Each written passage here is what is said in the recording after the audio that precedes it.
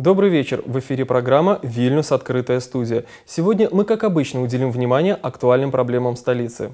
По просьбе жителей столицы сегодняшнюю тему программы мы снова посвятим новой билетной системе столичного общественного транспорта. Несмотря на то, что новая система действует уже более 2 недель, в киосках все еще случаются сбои. А в первые дни сентября перед ними вообще выстроились немалые очереди желающих поменять электронный билет на карточку виленчанина. Поэтому Вильнюсское самоуправление решило еще раз провести инструктаж.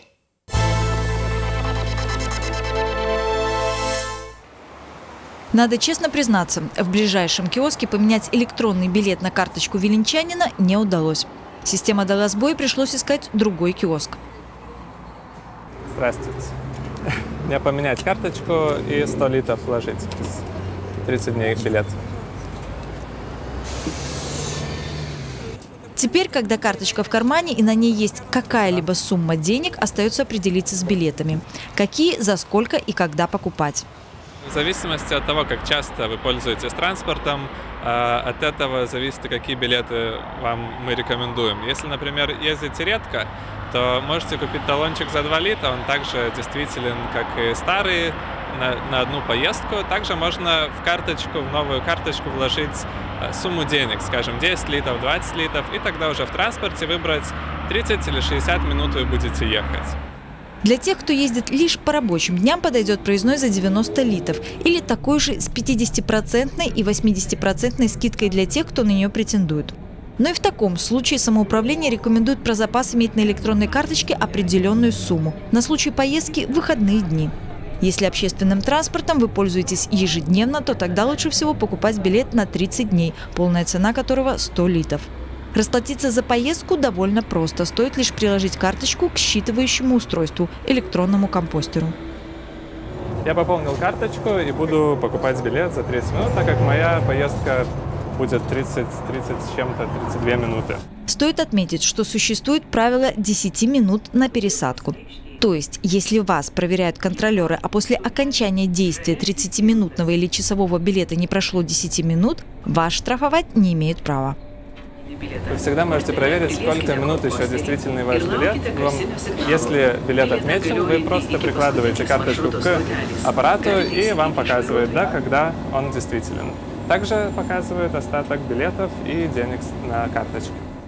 Кстати, деньги и билеты на карточке виленчанина друг другу не мешают. Сначала электронный компостер будет считывать билеты, а когда они закончатся, то перейдет к деньгам. Будет считывать ту сумму денег, за которую вы решили покупать билет.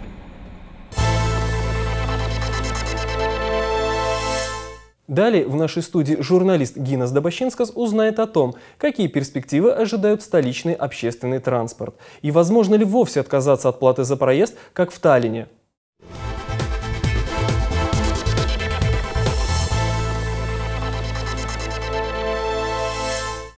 Sveiki, šiandienos mūsų pašnekovas Vilniaus vicemeras Romas Adomavičius. Kalbėsime apie elektroninio bilieto sistemą. Daug klausimų, daug neaiškumų, vilniečiai nerimauja, teiraujasi. Štai todėl vėl grįžtame prie tos temos. Labadiena, ponė Roma. Labadiena. Vilniečio kortelė, gal nuo jos pradėkime. Daugelis jų akyse nematė. Kaip sekasi ją dėkti? Na, pradžioje, kaip ir visada, buvo sunkumų, neaiškumų, kažkas netiko prie kažko, kai kiek nepatogumų susidarė dėl to vilniečiams, dėl to labai atsiprašome jų. Šiuo metu sistema platinama, veikia, per 2 savaitės išplatinome 50 000, daugiau negu 50 000, tikimės artimiausiu metu, kad pasieks 150 000, ypač prasidėjus rugsėjo 1. Kartais argumentai jie pasiekia sąmonę. Retai, bet vis dėlto taip atsitinka. Gal galite keliais žodžiais pasakyti, kuo patogesnė ši sistema vilniečiams, kad nebūtų vien tik tai nuogąstavimų ir noro sugrįžti prie senosios sistemos?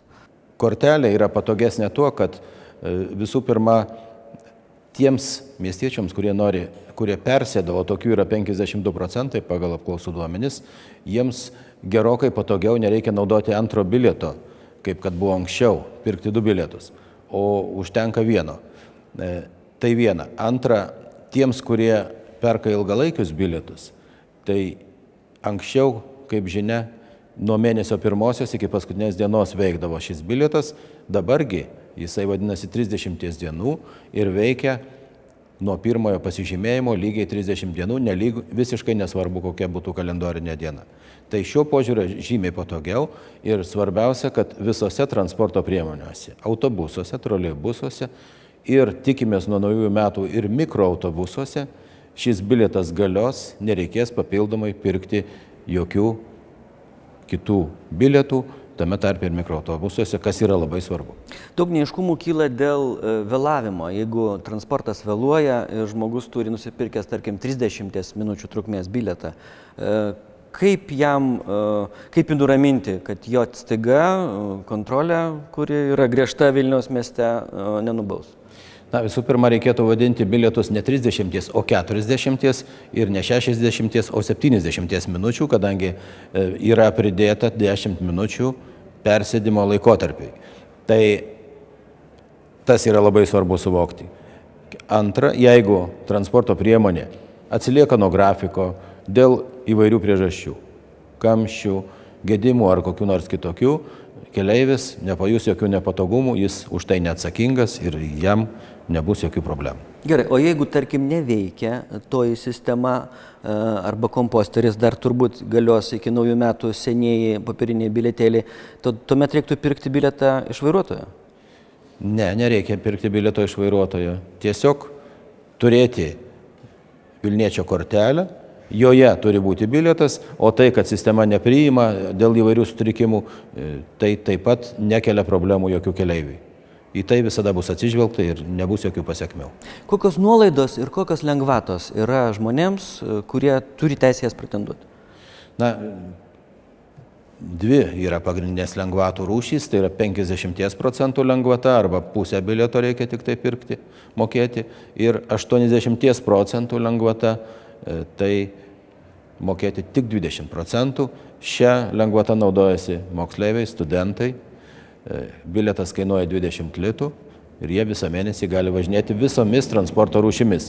Na, o pensininkai ir kitų kategorijų lengvatų gavėjai moka pusę bilieto kainos. Ir paskutinis klausimas. Mūsų pasiekė gandai, kad Taline yra planai įdiegti nemokamą viešojo transporto sistemą. Vilniuje įmanomas toks variantas? Na, visų pirma, tai nėra jau planai, paskelbta, kad Taline pradės veikti. Kaip galima būtų Vilniui pritaikyti tai?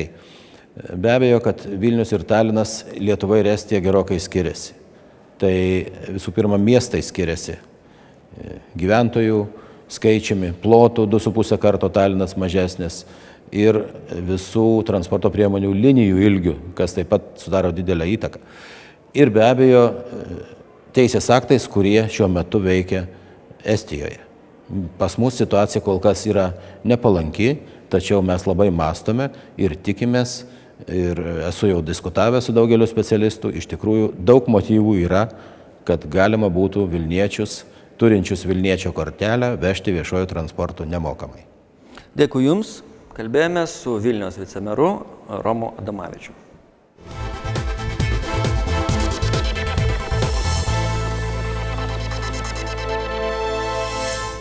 В Вильнюсе увеличивается количество инвестиций, а значит и новых рабочих мест. В старом городе столицы распахнула свои двери новая роскошная гостиница класса люкс «Кемпински».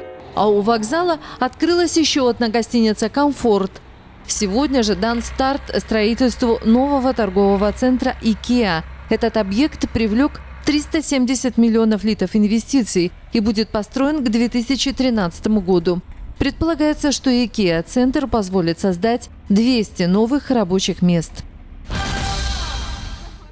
Столичный мэр Артур Зокас предложил ученикам каждой школы столицы каждое утро поднимать на флагштоке литовский триколор. Такая традиция может родиться уже в сентябре этого года и будет направлена на воспитание патриотизма и гражданственности подрастающего поколения. Для этих целей самоуправление планирует привести в порядок все флагштоки у школ. А свое мнение по этому вопросу директора школ представят на следующей неделе. Литературный музей имени Пушкина с 2006 года участвует в деятельности Международного сообщества пушкинских музеев, в которое входит 21 музей России, Украины, Молдовы, Словении и Литвы. 7-й съезд музеев пройдет в Вильнюсе 6-9 сентября. Традиционно начнется праздник конференции о роли просветительской деятельности пушкинских музеев. В рамках праздника также откроется выставка произведения Пушкина на сцене литовских театров.